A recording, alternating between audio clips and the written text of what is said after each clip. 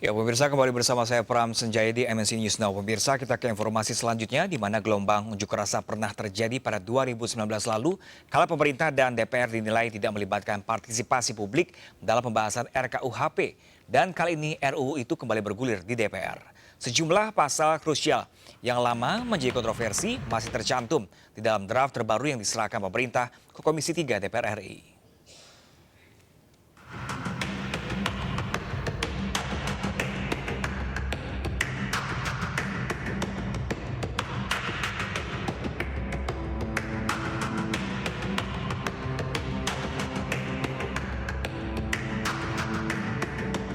Pro kontra masih mewarnai pembahasan rancangan Kitab Undang-Undang Hukum Pidana yang kini tengah bergulir di DPR. Sejumlah pasal terus disorot dan menjadi diskusi. Alasannya, pemerintah dan DPR yang tengah sibuk melakukan pembahasan terkesan tertutup. Penantian panjang agar RKUHP disahkan menjadi undang-undang pada Juli 2022 ini belum dapat terwujud. Sejumlah pasal krusial yang lama menjadi kontroversi masih tercantum di dalam draft terbaru yang diserahkan pemerintah ke Komisi 3 DPR RI. KUHP merupakan induk peraturan hukum pidana di Indonesia yang merupakan terjemahan dari Wetboek van Strafrecht voor Nederlands Indie alias turunan dari Wetboek van Strafrecht yang diberlakukan di Belanda sejak tahun 1886. Revisi KUHP sudah dimulai pada 1964 silam atau 58 tahun yang lalu. Sebagai bangsa yang berdaulat, Indonesia sejatinya memiliki undang-undang yang sesuai dengan perkembangan masyarakat, bukan hukum warisan pemerintahan kolonial Hindia Belanda. Pada 2019, RUU ini juga batal disahkan karena diwarnai penolakan. Dalam usahanya meneruskan pembahasan undang-undang ini, pemerintah menyebut telah menyempurnakan draft naskah RKUHP 2019, termasuk pasal-pasal yang disorot masyarakat. Jadi ada tujuh hal yang kita melakukan revisi itu, artinya menyempurnakan ya. Yang pertama yaitu ada tentunya 14 isu itu ya. Terhadap 14 isu itu saya selalu mengatakan sikap pemerintah dan DPR ada 3. Yang pertama ada reformulasi. Reformulasi kan berarti kan ada kalimat yang diperbaiki. Yang kedua ada pasal yang dihapus. Kemudian yang ketiga tetap kita pertahankan. Itu yang pertama. Jadi kan ada 7 hal ya. Yang kedua ada penambahan beberapa pasal yang tadinya itu ada dalam konsep 2015, tapi tiba-tiba dalam konsep 2019 nggak ada. Itu 3 pasal mengenai penadahan dan 3 pasal mengenai kejahatan percertakan. Itu kita masukkan lagi. Yang ketiga, kita melakukan sinkronisasi antara batang tubuh dan penjelasan. Yang keempat, kita melakukan penyelarasan sanksi pidana supaya tidak terjadi disparitas antara apa yang ada dalam KUHP dan di luar KUHP. Yang kelima, kita melakukan sinkronisasi dengan sejumlah undang-undang di luar KUHP termasuk undang-undang tindak pidana kekerasan seksual. Masyarakat berharap sejumlah aturan pidana dalam RKUHP dibuat dengan gagasan memberi kepastian hukum, tanpa ada pasal-pasal yang dinilai berpotensi sebagai kriminalisasi. Seperti soal pidana penyerangan terhadap harkat dan martabat presiden dan wakil presiden, atau pidana penghinaan lembaga negara dan kekuasaan. Tidak mudah memang mengurai satu persatu dari RKUHP yang berisi 628 pasal. Namun pemerintah perlu gencar melakukan sosialisasi agar semua terbuka dan menjadi terang. Pembahasan RKUHP sejatinya tidak berjalan dalam lorong gelap. Publik secara luas harus diajak untuk tahu tentang hukum yang akan menjeratnya. Suara publik untuk ikut terlibat dalam proses perumusan RKUHP ini perlu untuk dipertimbangkan serius, agar dalam pengesahan nantinya RKUHP dapat diterima dan tidak mendapat penolakan publik.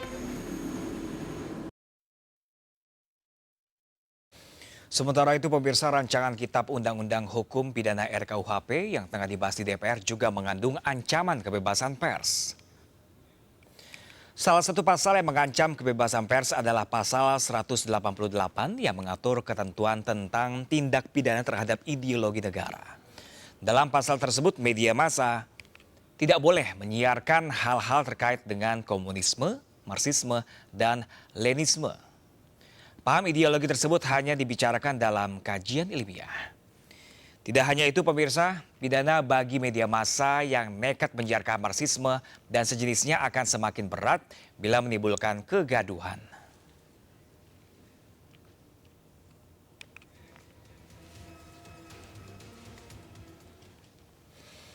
Ya pemirsa, RKUHP tidak hanya menjadi kontroversi di tengah masyarakat tapi juga di kalangan media. Dewan Pers mengkritisi sejumlah pasal yang dianggap bermasalah lantaran mengancam kemerdekaan pers. Dan pemirsa sudah bersama kami, ada melalui sambungan Zoom, ada Bapak Agung Darmajaya selaku Wakil Ketua Dewan Pers. Halo, selamat sore Pak Agung.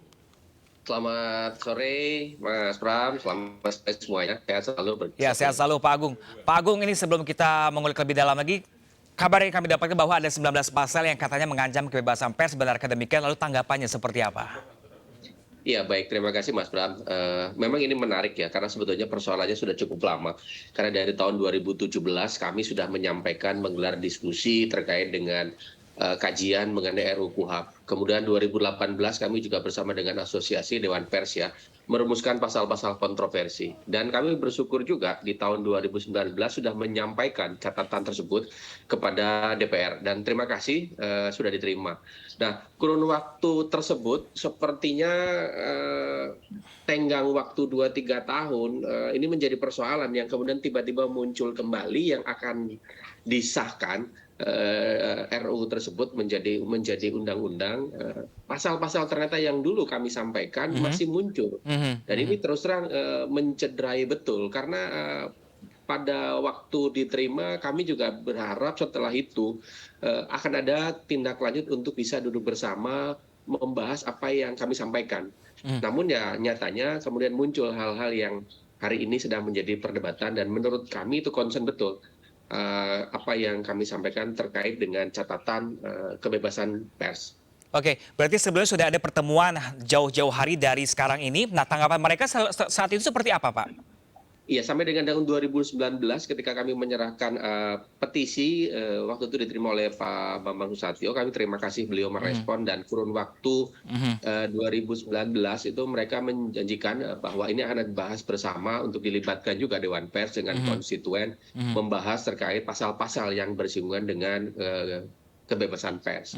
Namun sekali lagi dalam kurun waktu perkembangan sampai dengan terakhir kami tidak dilibatkan gitu kan. Kemudian yang muncul versi yang terakhir yang sekarang dianggap sudah valid dan rencananya akan disahkan. Jadi ini sebetulnya hanya faktor komunikasi saja dan memang nyatanya demikian. Kami ketika ditanyakan apakah Dewan Pers kurun waktu 2019 sampai 2022 intent duduk bersama untuk membahas hal-hal yang berkaitan bersinggungan langsung dengan pasal-pasal dengan pers, ya kami jawab sampai dengan cerita dari kurun waktu 2019 sampai 2022. Kami tidak disebut sertakan.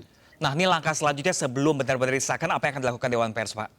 Ya sekali lagi kami berharap, kami menghormati apa yang sudah dilakukan oleh DPR gitu kan terkait dengan pembahasan RUU KUHP, dan ini sebetulnya persoalan yang sudah sangat lama sekali. Jadi kalau orang terjebak dengan pemahaman ini adalah produk kolonial Belanda, kemudian kita mau membuat yang baru, sepakat. Hanya persoalannya kembalikan tadi bahwa situasi juga harus menjadi pertimbangan. Harapannya apa yang sudah dilakukan kerja-kerja oleh DPR gitu kan, berharap juga maksimal melibatkan yang terkait dalam hal ini komunitas pers, terutama Dewan Pers. Sehingga tadi tidak dalam posisi akan banyak pasal-pasal karet yang kami lihat, kurang lebih 18 atau 19 pasal yang tentunya itu menjadi perdebatan, dan ketika di lapangan implementasinya jadi kembali kepada eranya pemahaman ketika era zaman kolonial sebetulnya. Ya, Pak Agung, ini kan cukup banyak sekali, ada 18 hingga 19 pasal yang katanya mengabarkan bahwa ini akan mengancam kebebasan pers. Apakah sejauh ini menurut pantauan Dewan Pers, apakah sejauh ini pemberitaan di Indonesia ini memang harus mengarah seperti itu, harus benar-benar ada aturannya? Saya rasa barangkali perlu dikomunikasikan saja, misalnya tadi pemahaman tentang penghinaan terhadap kepala negara gitu kan. Kemudian misalnya penghinaan terhadap pemerintah, kemudian juga misalnya terhadap lembaga peradilan. Contoh yang paling sederhana lah, ketika